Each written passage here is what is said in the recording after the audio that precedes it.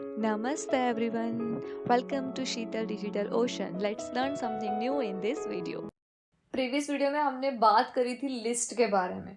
अब ये वीडियो में हम बात करने वाले हैं फॉर्म। आपने बहुत सारी वेबसाइट देखी होगी, उसमें आप साइन अप फॉर्म क्रिएट देखते हो, फिल करते हो, लॉगिन फॉर्म फिल करते हो, तो उसमें अलग अलग हमको क्या मिलते हैं, फील्ड के फॉर्म मिलते हैं। तो वो हम कैसे क्रिएट कर सकते हैं, तो उसके लिए पहले हम यहाँ पे हमारी एक न्यू फाइल क्रिएट कर देंगे जिसको नाम देंगे tutorial10.html एंड यहाँ पे हम ये डॉक्यूमेंट की जगह पे लिख देंगे फॉर्म। ओके, तो यहाँ पे हम स्टार्ट करते हैं फॉर्म। तो यहाँ पे देखो बाय डिफॉल्ट यहाँ पे हमको मिल गया action. Action that means form का एक एट्रीब्यूट है एक्शन। एक्शन दैट मीन्स कि यहाँ पे जब भी हम सबमिट बटन पर क्लिक करें तब आपको कौन से पेज पे रिडायरेक्शन चाहिए, कौन से पेज पे जाना है वो लिखना है। ओके, सपोज आपको login.php पे जाना हो तो यहाँ पे आप लिखोगे login.php। जो भी पेज पे आपको जाना है वो यहाँ पे जो भी फाइल होगी उसका आपको लिखना पड़ेगा, नाम विथ एक्सटेंशन भी लिखना है। ओके, यहाँ पे मुझे कहीं पे भी नहीं जाना है इसलिए मैं यहाँ पे अभी हैश लिख देती हूँ। एक और एट्रीब्यूट है जो है मेथड कर। ओके, मेथड में दो आएंगे, गेट या post method. Okay, get method use करो या फिर पोस्ट मेथड यूज करो। ये इसीलिए यूज होते हैं कि आपका जो ये फॉर्म का डेटा है ना वो आपको क्या करना है, बैकएंड में पहुंचाना है, मतलब सर्वर साइड पहुंचाना है, तब आपको ये यूज करना है। ओके, तो गेट मेथड करोगे तो आपका जो यूआरएल होगा उस पे आपका जो डेटा होगा ना वो शो होगा, और पोस्ट में वो डेटा शो नहीं होगा। अभी इतना ही जान लो सिर्फ। ओके, अभी मैं ना मेथड में कुछ भी नहीं लिखती हूँ, ना गेट ना पोस्ट, कुछ नहीं लिखना है मुझे। अभी यहाँ पे हम बात करते हैं, पहला हमारा जो फील्ड है वो क्रिएट करते हैं, वो है टेक्स्ट का।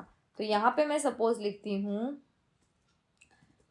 इनपुट। तो यहाँ पे देखो type is equal to text आ गया। अभी इसको हम रन कर देखते हैं। ओके, और सॉरी, इसको ओपन विथ लाइव सर्वर।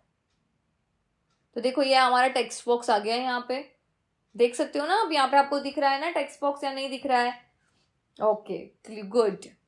यहाँ पे हम कुछ भी लिख सकते हैं, नंबर भी दे सकते हैं, कुछ भी लिख सकते हैं। तो ये हमारा क्या हो गया, टेक्स्ट बॉक्स क्रिएट हुआ। तो टेक्स्ट बॉक्स क्रिएट करना है तो आपको क्या लिखना पड़ेगा, input type is equal to text. यहाँ पे मैं लिख दूंगी सपोज नेम। ओके, अभी हम देखते हैं तो देखो आ गया नेम, मतलब आपको यहाँ पे हमारा नेम देना है।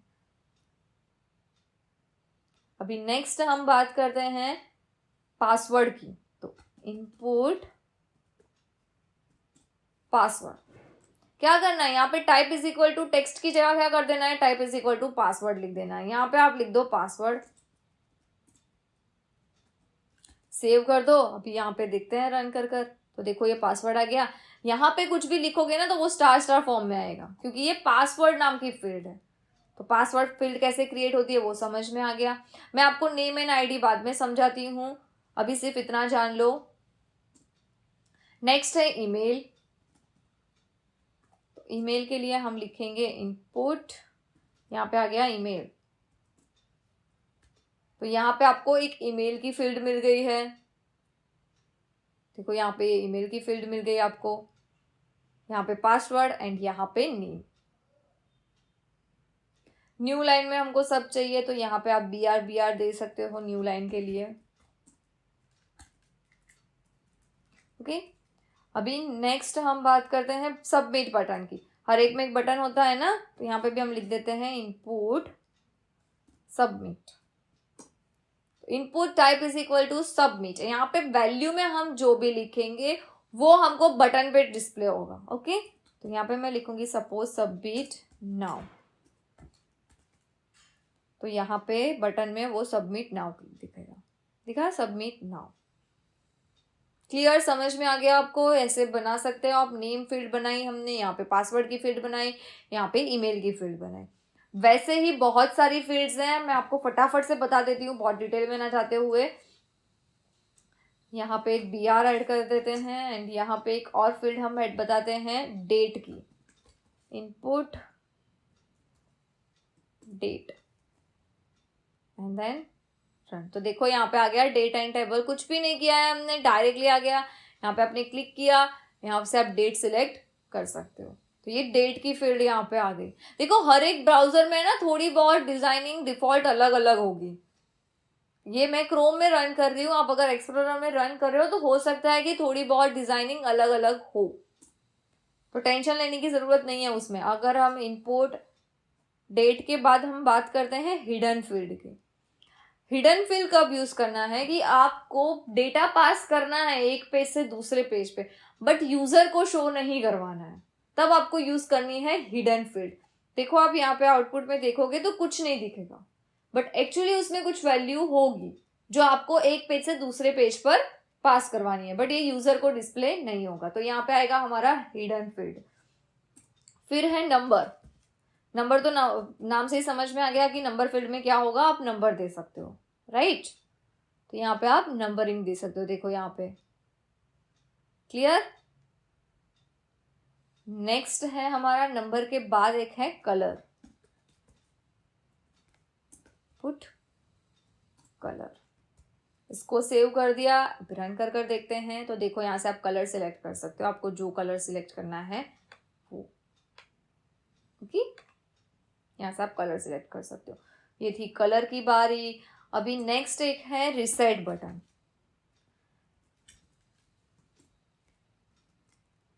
रिसेट नाउ, और यहां पे मैं लिख देती हूं BR एंड देन रन। देखो यहाँ पे नीचे आ गया। सपोज यहाँ पे मैंने कुछ लिख दिया, शीतल, शीतल लिख दिया, पासवर्ड मैंने कुछ भी दे दिया, यहाँ पे ईमेल आईडी भी मैंने कुछ भी लिख दिया। अभी मेरे को क्या करना है, मेरे को लगा कि नहीं मैंने ये गलत इन्फॉर्मेशन रख दी है, तो मैं यहाँ पे क्या करूंगी, रिसेट नाउ पर क्लिक कर दूंगी। क्या हो जाएंगे, सारे जितने भी फील्ड है वो सारे मेरे फील्ड एम्प्टी हो जाएंगे। तो इस तरह हम रिसेट बटन का भी यूज कर सकते हैं। कुछ भी लिखे बिना सिर्फ type is equal to reset कर दिया, एंड वैल्यू में हम जो लिखेंगे वो प्रिंट होगा, ओके। यहाँ पे हमने रिसेट नाउ लिखा है, दैट्स वाई यहाँ पे भी रिसेट नाउ आया है। सपोज हम सिर्फ रिसेट लिखते तो यहाँ पे सिर्फ रिसेट ही आता। अभी रिसेट खत्म हुआ। अभी हम नेक्स्ट यहाँ पे बनाते हैं एक इनपुट, सॉरी फाइल का। तो इनपुट एंड फाइल, ओके। अभी हम देख लेते हैं फाइल में क्या है। तो देखो यहाँ पे फाइल चूज करने के लिए है, तो यहां से आप कोई भी फाइल यहां से आप सिलेक्ट कर सकते हो। फाइल का क्लियर। अभी नेक्स्ट हम बनाते हैं चेक बॉक्स। चेक बॉक्स तो सबने देखे ही होंगे ना, टिक मार्क आता है, तो वैसे हमको क्या करना है, चेक बॉक्स बनाना है। तो अगर मैं यहाँ पे लिख दू आर यू एग्री, एंड यहां पे हम बनाएंगे check box, input check box. यहां पे मैं चेक बॉक्स का नाम लिखती हूं एग्री, ओके। अभी हम नाम क्या यूज करते हैं मैं आपको समझाऊंगी। देखो यहाँ पे आ गया ये, इसको मैं BR कर देती हूँ सो दैट वो न्यू लाइन में आ जाए। अभी मेरा ये एग्री का चेकबॉक्स हो गया। दूसरा एक चेकबॉक्स बनाते हैं जिसमें हम लिखते हैं डिसएग्री। चेकबॉक्स की फंक्शनलिटी में क्या होता है कि आप एक के साथ बहुत सारे मल्टीपल भी सिलेक्ट कर सकते हो, ओके। मैं यहाँ पे लिख देती हूँ नीड मोर इंफॉर्मेशन।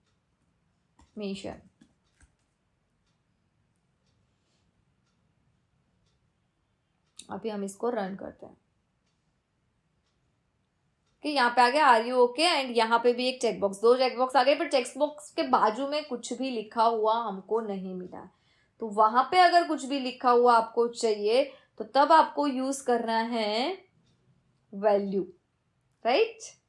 तो यहाँ पे सपोज मैं लिखती हूँ value is equal to agree, okay. यहाँ पे ये नेम लिखा है ना, उसकी जगह पे मैं ये वैल्यू में दे देती हूँ, एंड नेम में हम दे देते हैं इन्फो। और ये जो BR है ना, ये जो BR, इसको मैं यहां से रिमूव कर कर यहाँ पे दे देती हूँ, ओके। अभी हम लेट्स सी, तो देखो यहाँ पे आ गया ओके वो वैल्यू क्यों प्रिंट नहीं हुई, लेट्स सी क्या गलती की हमने। ओके यहाँ पे लिखेंगे एग्री एंड यहाँ पे लिख देंगे इसके बाद नीड मोर इंफॉर्मेशन। कहा गया agree and need more information. जब भी हम यहाँ पे क्लिक करेंगे और ये एग्री की वैल्यू अगर आपको चाहिए तब भी आपको लिखना है यहाँ पे वैल्यू में एग्री। जो भी वैल्यू आपको चाहिए वो यहाँ पे लिख देनी है, राइट। यहाँ पे सपोज मुझे चाहिए इन्फो, तो मैं यहाँ पे लिख दूंगी इन्फो। क्लियर चेकबॉक्स का। अभी नेक्स्ट है हमारा रेडियो बटन। रेडियो बटन सबने देखा ही होगा, जेंडर के लिए यूज करते हैं हम बहुत बार कि भाई या फिर कोई कंडीशन है तब आप यूज करते हो कि कंडीशन आपको एग्री हो या डिसएग्री हो। दैट मीन्स कि दोनों बटन में से एक ही बटन पे आप सिलेक्शन कर सकते हो, उसको हम बोलेंगे रेडियो बटन। तो रेडियो बटन के लिए यहाँ पे मैं पहले BR कर देती हूँ, इनपुट यहाँ पे रेडियो। यहाँ पे अगेन नेम सपोज हम देते हैं जेंडर, यहाँ पे फीमेल। अगेन एक बनाऊंगी इनपुट रेडियो, नेम यहाँ पे भी देंगे, सेम नेम आएगा याद रखना, ओके, क्योंकि हमको एक ही वैल्यू हम सिलेक्ट कर सकते हैं रेडियो बटन में। दैट्स वाई यहाँ पे हम सेम नेम। नेम क्यों यूज हो रहा है अभी मैं आपको बता देती हूँ। यहाँ पे देख लो, फीमेल पे सिलेक्ट करेंगे तो मेल पे नहीं होगा, मेल पे करा तो फीमेल में से निकल जाएगा, ओके। तो इस तरह से आपको जब भी रेडियो बटन क्रिएट करना है आप रेडियो बटन क्रिएट कर दो एंड यहाँ पे नेम एक ही रखना है। अब ये नेम का मतलब क्या है? नेम दैट मीन्स कि ये जो भी फील्ड हम क्रिएट कर रहे हैं, चाहे वो टेक्स्ट फील्ड है, पासवर्ड फील्ड है या ईमेल फील्ड बना रहे हैं, वो जो ईमेल फील्ड बनाई है उस पर्टिकुलर फील्ड का नाम दे दिया कि ये ईमेल फील्ड है, इसका नाम हम दे रहे हैं ईमेल। ये जो रेडियो फील्ड है उसका नाम हमने दे दिया है जेंडर। तो जब भी आपको ये जो रेडियो फील्ड में जो भी क्लिक किया है, जो भी सिलेक्ट कर रहे हैं, उसकी वैल्यू चाहिए आपको, तब आपको यूज करना है ये नेम की मदद से आपको उसकी पर्टिकुलरली वैल्यू मिल सकती है, okay. Using name and value, ये दोनों एट्रीब्यूट की मदद से आपको वो फील्ड का नाम एंड वैल्यू मिल सकती है। Got it? दैट मीन्स आप ऐसा बोल सकते हो कि जो भी फील्ड हमने क्रिएट की उस फील्ड को हमने एक नाम दे दिया। सपोज यहाँ पे नंबर नाम की फील्ड क्रिएट की, तो यहाँ पे मैं नाम दे देती हूँ कि आईडी, ओके। आईडी दे सकते हो आप, यहाँ पे पिन नंबर लिख सकती हूँ मैं, पिन नंबर। तो ये फील्ड का नाम क्या हो गया? Pin number. तो इसीलिए हम यूज करेंगे नेम फील्ड। क्लियर? अभी नेक्स्ट हम बात करते हैं, ये इनपुट टाइप के सारे आ गए हमारे, हमने यहाँ पे जो देख लिए हैं सारे, ओके। अभी नेक्स्ट हम बात करते हैं ड्रॉप डाउन। ड्रॉप डाउन से पहले हम बात कर लेते हैं टेक्स्ट एरिया की, ओके। तो यहाँ पे हम लिख देते हैं टेक्स्ट एरिया, टेक्स्ट एरिया। इसमें ये आईडी की अभी जरूरत नहीं है, आईडी रिमूव कर दो, इट्स ओके। टेक्स्ट एरिया को नाम आप दे सकते हो, मैं यहाँ पे नाम देती थी सपोज मैसेज। यहाँ पे कॉलम्स एंड रोज क्या है वो मैं आपको एक्सप्लेन कर देती हूँ, उससे पहले हम आउटपुट देख लेते हैं। तो यहाँ पे देखो ये हमारा टेक्स्ट बॉक्स आ गया। देखो ये टेक्स्ट बॉक्स ऐसे छोटा बड़ा भी कर सकते हो आप इस तरह से। अभी ये रो एंड कॉलम्स क्या है आपको आई थिंक समझ में आ जाना चाहिए था कि हमने ये रो एंड कॉलम्स लिखे हैं वो एग्जैक्टली क्या है। नहीं आया है तो इट्स ओके, मैं आपको समझा देती हूँ। यहाँ पे हमने BR लिख दिया है। तो अभी आप आउटपुट देखोगे ना, देखो ये कुछ मैसी आ रहा है, नहीं अच्छा लग रहा है आपको, थोड़े आपको रो कम करने हैं, कॉलम कम करने हैं, आप यहाँ से इजीली उसको मैनिपुलेट कर सकते हो। सपोज रो यहाँ पे 5 कर दी हमने, कॉलम 30 रहने दी, तो देखो ये क्या हो गया, यहाँ पे रो 5 आ गई एंड यहाँ पे कॉलम 30 रहेगी, यहाँ पे ऐसे 30 कैरेक्टर का। तो इस तरह से आप उसकी height and width using rows and columns, number of कितनी रोज रखने हैं, नंबर ऑफ कितने कॉलम्स रखने हैं डिस्प्ले के लिए, वो आप यहाँ से डिफाइन कर सकते हो। नाउ लेट्स सी नेक्स्ट हम बात करते हैं ड्रॉप डाउन मेनू की। तो ड्रॉप डाउन मेनू में क्या आएगा? तो यहाँ पे ड्रॉप डाउन के लिए आपको यूज करना है सिलेक्ट।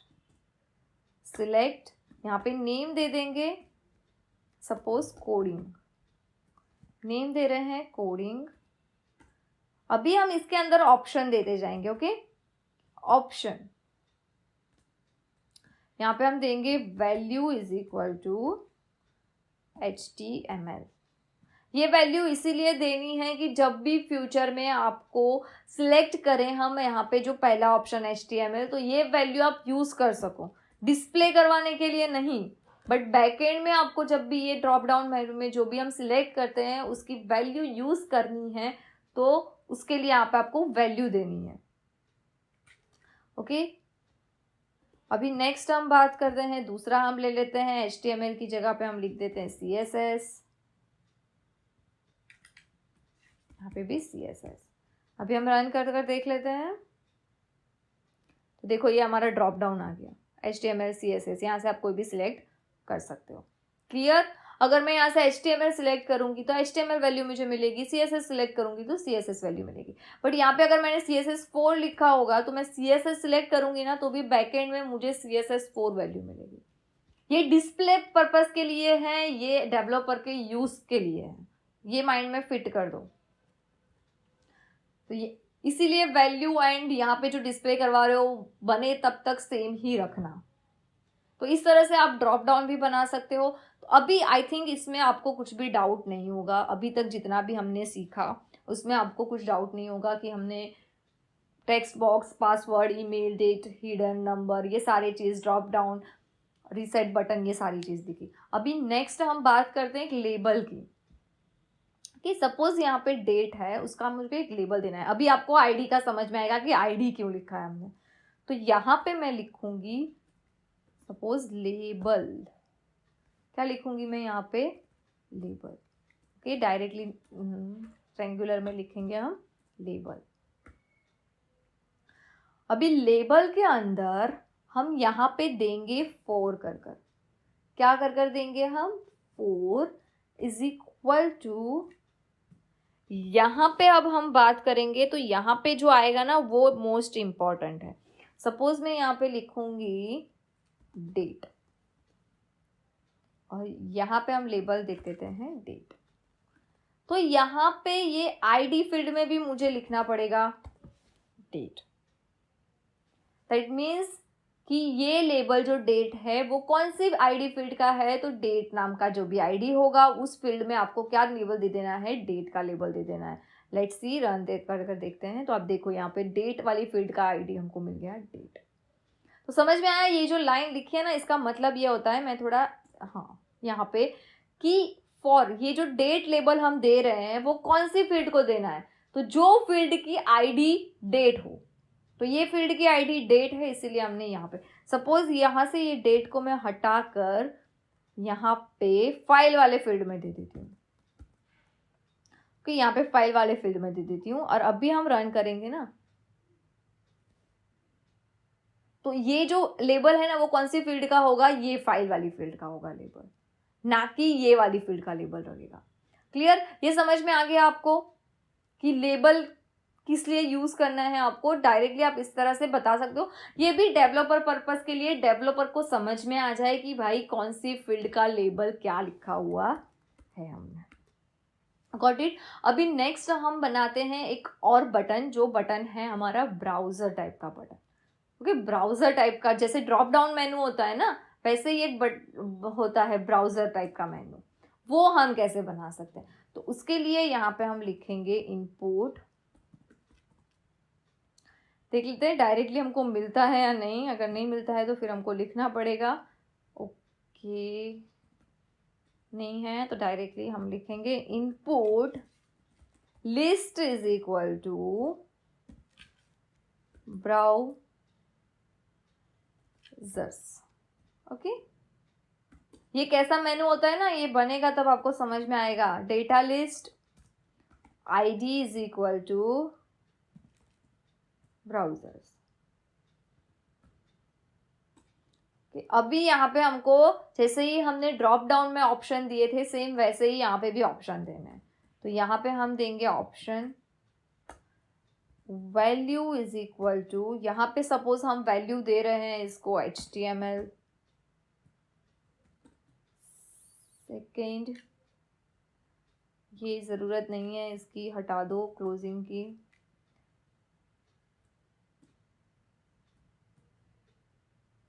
ओके, इसको मैं कॉपी पेस्ट कर कर फिर से बना देती हूँ।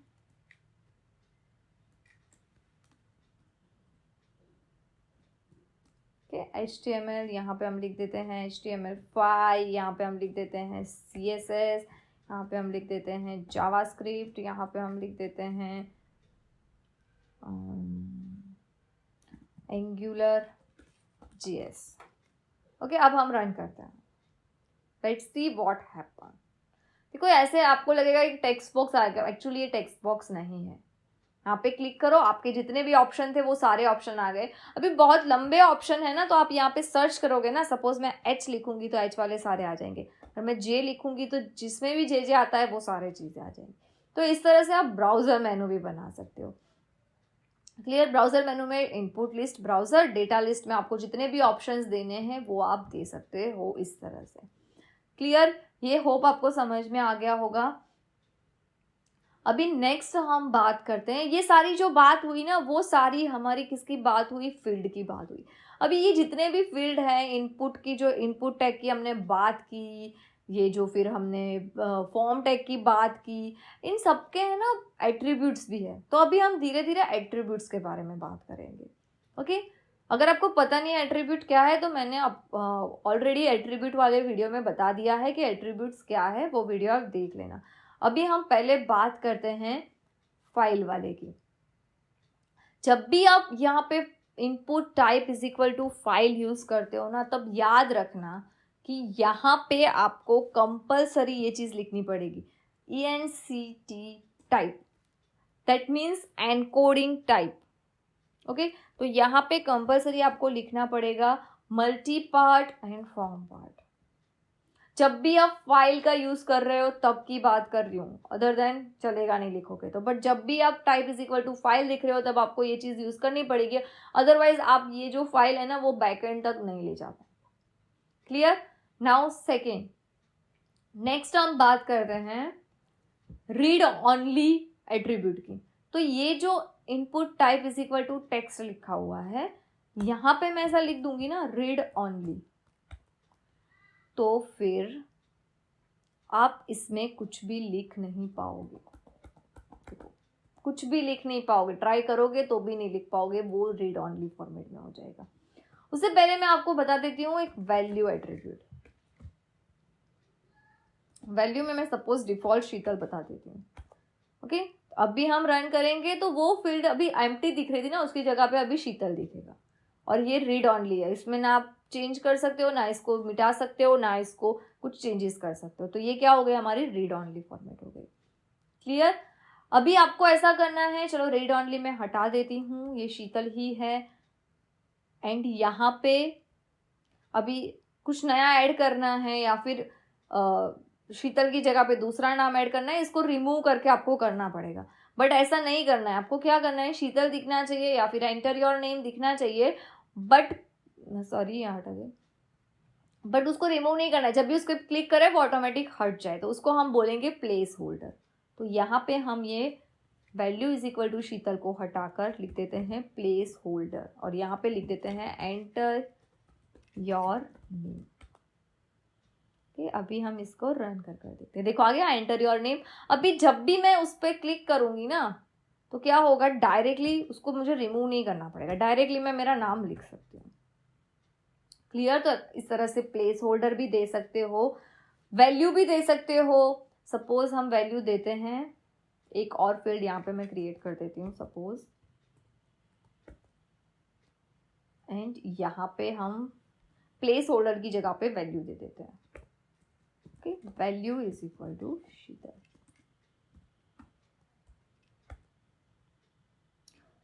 अभी हम रन करते हैं। अभी आपको क्लियरली आइडिया होगा। देखो ये निकल जाएगा, एस लिखूंगी तब भी, जबकि एस में ऐसा नहीं होगा, इसमें लास्ट में हमारी कर्सर आएगी और लास्ट में ऐड होगा जो भी हम लिखेंगे। ओके, तो क्लियर हो गया। प्लेस होल्डर का मतलब भी हम ऐसे यूज कर सकते हैं। अभी हमने रीड ऑनली की मैंने बता दिया आपको, यहाँ पे मैं सपोज लिख दूंगी रीड ऑनली, दैट मीन्स क्या हो जाएगा कि वो फील्ड में मैं कुछ चेंज नहीं कर पाऊंगी, वो सिर्फ मैं क्या कर सकती हूँ, रीड कर सकती हूँ। और रीड ऑनली में क्या होगा कि जो भी जब भी हम सबमिट करेंगे ना तो ये डेटा भी जाएंगे उसके साथ, फॉर्म के साथ, बट आपको ऐसा करना है कि डिस्प्ले ही करवाना है, फॉर्म के साथ डेटा नहीं भेजना है। तो रीड ऑनली की जगह आपको लिख देना है डिसेबल्ड। डिसेबल लिखोगे तो वो डेटा जब फॉर्म सबमिट करोगे तब नहीं जाएगा, उसमें भी चेंजेस नहीं कर सकते, और रीड ओनली और डिसेबल में यही मेन डिफरेंस है कि डिसेबल वाला डेटा जो है, जो हम अब सबमिट करते हैं फॉर्म को, तो डेटा वो सेंड नहीं होगा फील्ड का, जबकि रीड ओनली का डेटा सेंड होगा। तो क्लियर, आपको ये समझ में आ गया। अभी हम नेक्स्ट बात करते हैं साइज की, कि हमको ये टेक्स्ट बॉक्स है उसकी साइज में भी चेंजेस चाहिए। सपोज मैं ये जो बनाया है उसको ही बना देते हैं हम। यहाँ पे लिख देती हूँ मैं साइज, यहाँ पे BR लिख देते हैं, क्योंकि यहाँ पे साइज, यहाँ पे मैं लिखूंगी ना, suppose size is equal to 4।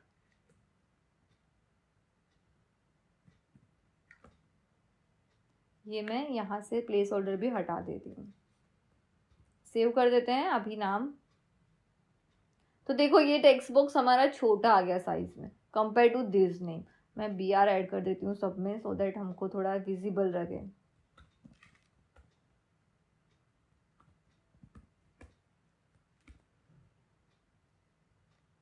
ये देखो ये छोटा आ गया साइज में compare to this. Default size 20 होती है, आप साइज चेंज कर सकते हो।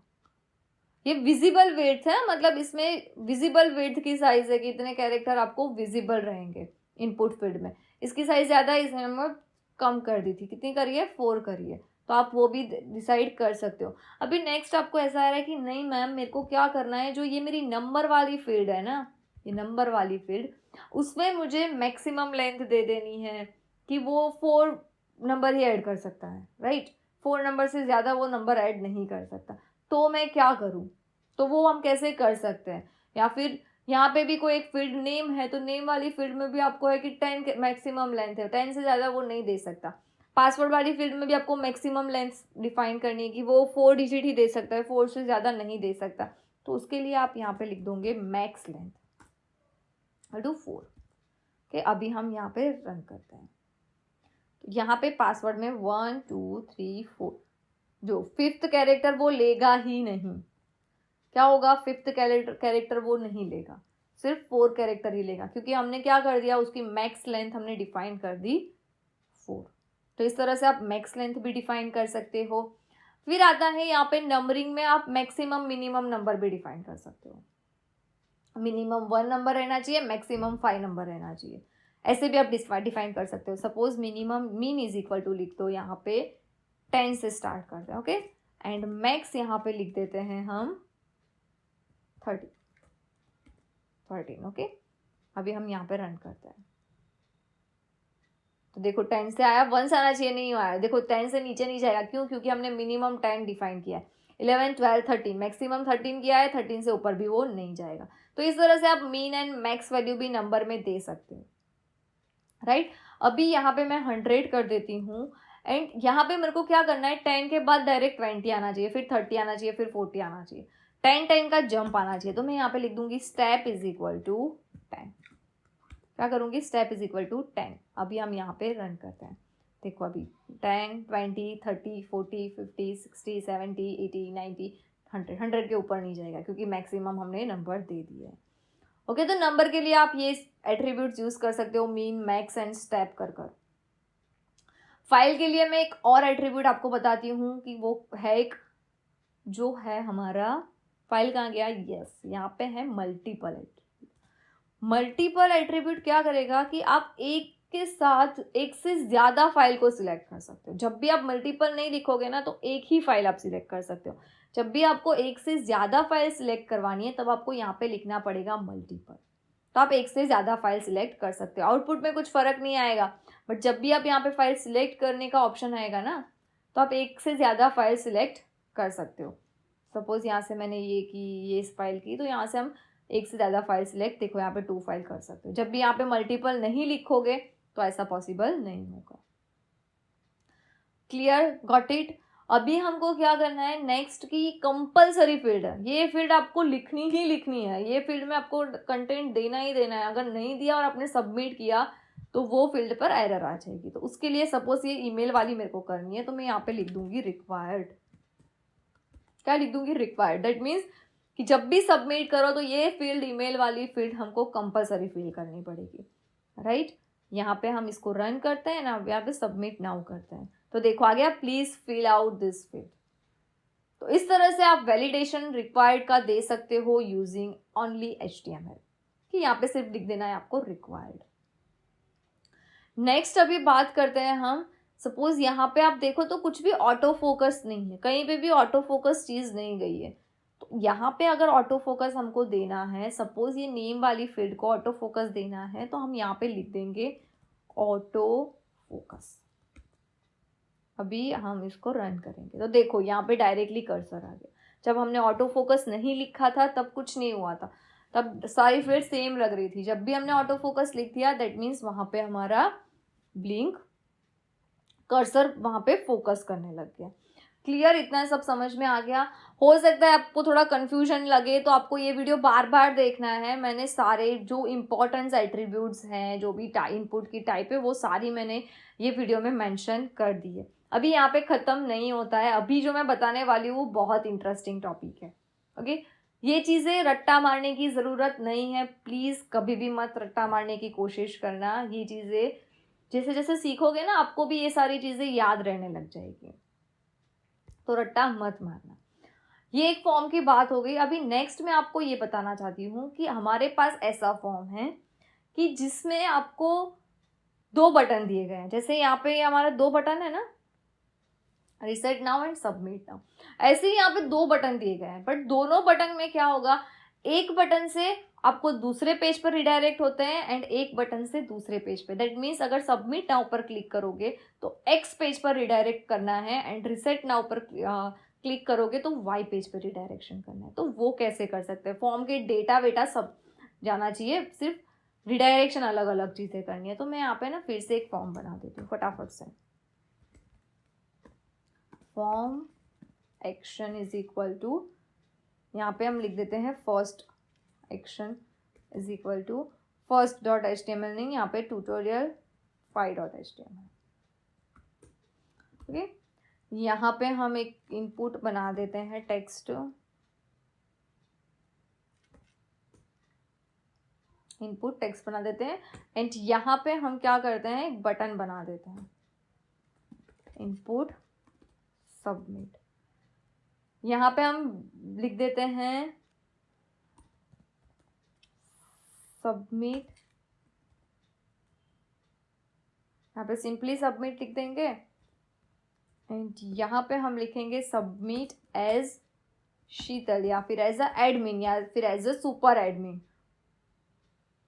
ये हमने 2 बटन बना दिए हैं। दोनों बटन में रिडायरेक्शन अलग अलग तरह के जाते हैं, राइट।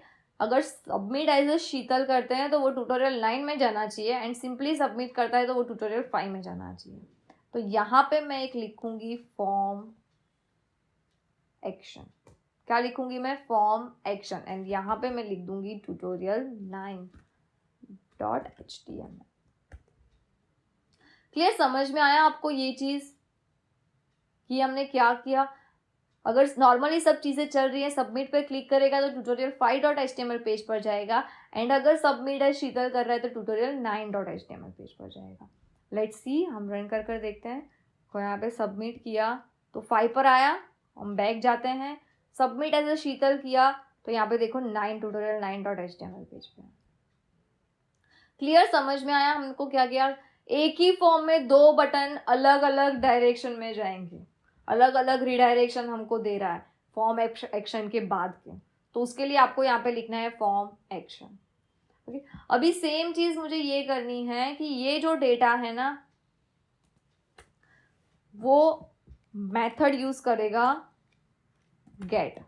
अगर सिंपली सबमिट करते हो तो वो गेट मेथड यूज करेगा, बट जब भी वो सबमिट एज अ शीतल करेंगे ना तो वो क्या यूज करेगा, मेथड पोस्ट मेथड यूज करना चाहिए। तो उसके लिए मैं यहाँ पे लिखूंगी form method is equal to post. तो जब भी वो यहां से सिलेक्ट करेगा तो वो पोस्ट मेथड से रिडायरेक्शन होगा एंड जब भी गेट मेथड सिलेक्ट करेगा तो वो गेट मेथड से सिलेक्शन होगा। तो इस तरह से आप मेथड भी अलग अलग दे सकते हो एक ही फॉर्म के कंटेंट के लिए। क्लियर? तो होप आपको ये पूरा फॉर्म का कंसेप्ट समझ में आ गया होगा. कुछ भी डाउट है, कुछ भी क्वेरी लग रही है आपको, तो प्लीज़ कमेंट ज़रूर करना, क्योंकि ये टॉपिक थोड़ा लंबा है. आपको अगर एक बार देख रहे हो थोड़ा कॉम्प्लिकेटेड लगता है, तो दूसरी बार देखो ये वीडियो, ज़रूर समझ में आ गया. स्टिल भी नहीं आ रहा है समझ में, तो प्लीज़ कमेंट करना. हम आपके सारे जो डाउट्स हैं ना वो सॉल्व करेंगे. अब नेक्स्ट वीडियो में हम बात करने वाले हैं डिवीजन टैग के बारे में. Thank you for watching this video. See you guys in the next video.